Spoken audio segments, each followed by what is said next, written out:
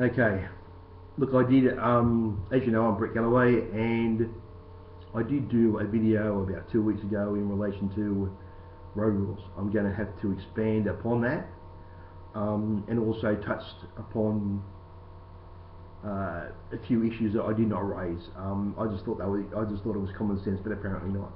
Also, I will probably relate to you one of the craziest things I think I've ever seen, but that will come later. Um, Look, roundabouts. I did state what to do at a roundabout, and I did put a lot of I did say quite a lot about it. I did also say that it was good to use an indicator approaching a roundabout so other drivers do know your intention. I did not tell people not to indicate on the roundabout, as I thought that was common sense, but apparently not. When I was approaching a few days ago, approaching a roundabout, there's a white minivan who signalled his intention on the roundabout. Now, I was on the roundabout at the time, assuming that because I saw no indicator from this minivan, he was proceeding straight ahead. In fact, he was turning, and I did not know that till he was actually on the roundabout. Now, there was no accident, but and there was really no danger of it. It's common sense to not indicate your intention on a roundabout. People can't, you just expect people to react to your stupidity. It's just not the way to do it. So look, always signal your intention before the roundabout, not on it. Okay, no one wants to be involved in an accident, and it's just as I said, it's common sense.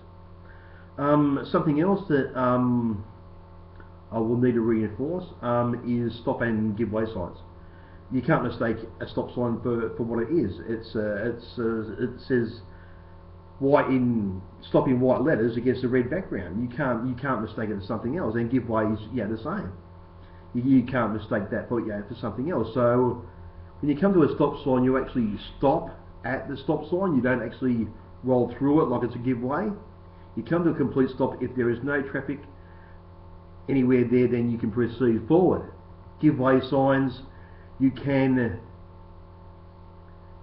move forward. You can roll through a give way, but if there is any traffic, you must stop and let them go. Then when that traffic is clear, then you may go ahead. The give way signs you can roll through. Stops, you must come to a complete stop, regardless if there is any traffic around or not. The stop signs obviously are there for a reason, as give way signs are too. So do obey them. There's no excuse if there's no signs. An unbroken white line is a stop. If there's no sign there and you see an unbroken white line, that is a stop. You stop there. An unbroken white line with no sign is a give way, treated as a give way. There's no real excuse. Another piece of stupidity I did, and because this was only a few days ago, I was going along Stony Creek Road, a little bit under 60, as the speed limit on it is 60, and my intention was to get to the intersection of King George's Road and Stony Creek Road, which I eventually did.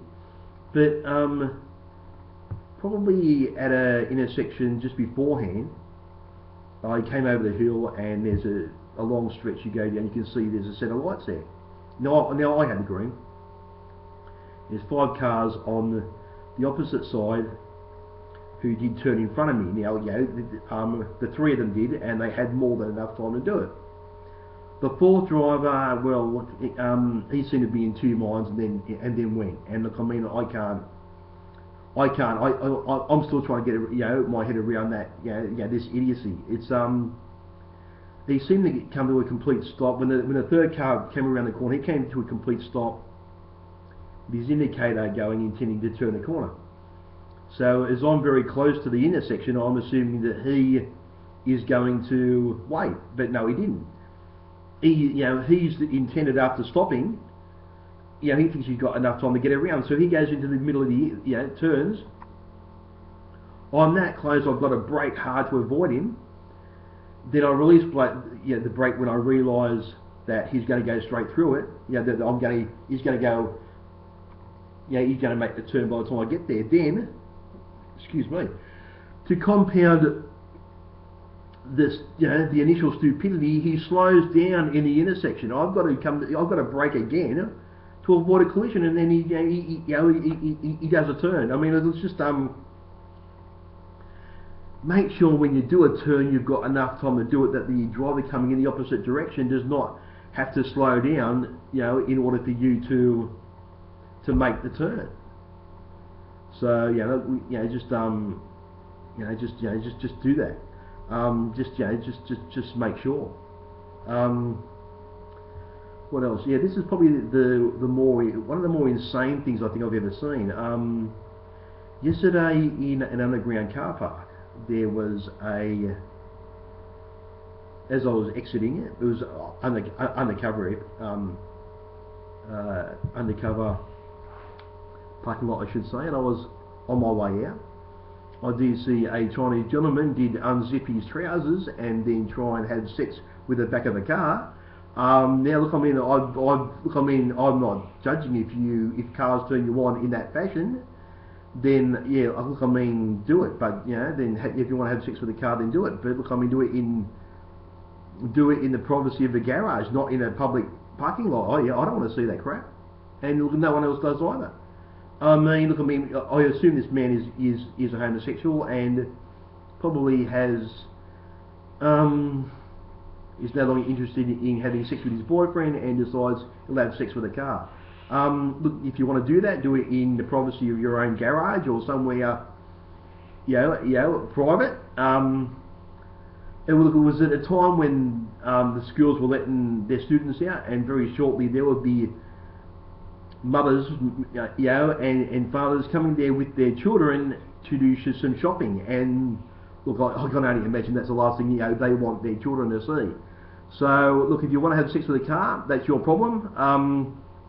And boy, is that a problem?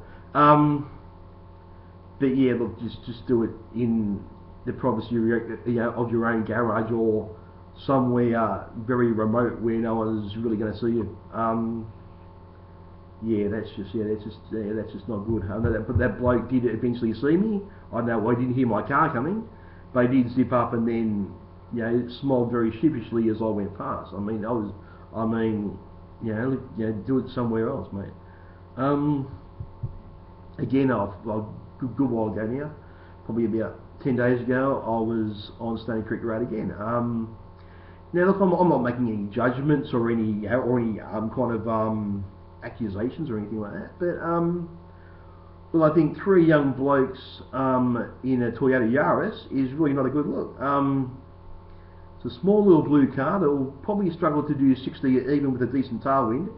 And look, as I said, I'm not saying anything. I'm not. It's just I'm just making an observation. Look, it's just not a good look. If you had a girl in there or a couple of girls in there, well, that would be a different story. But mate, three young blokes in a Toyota Yaris. Come on.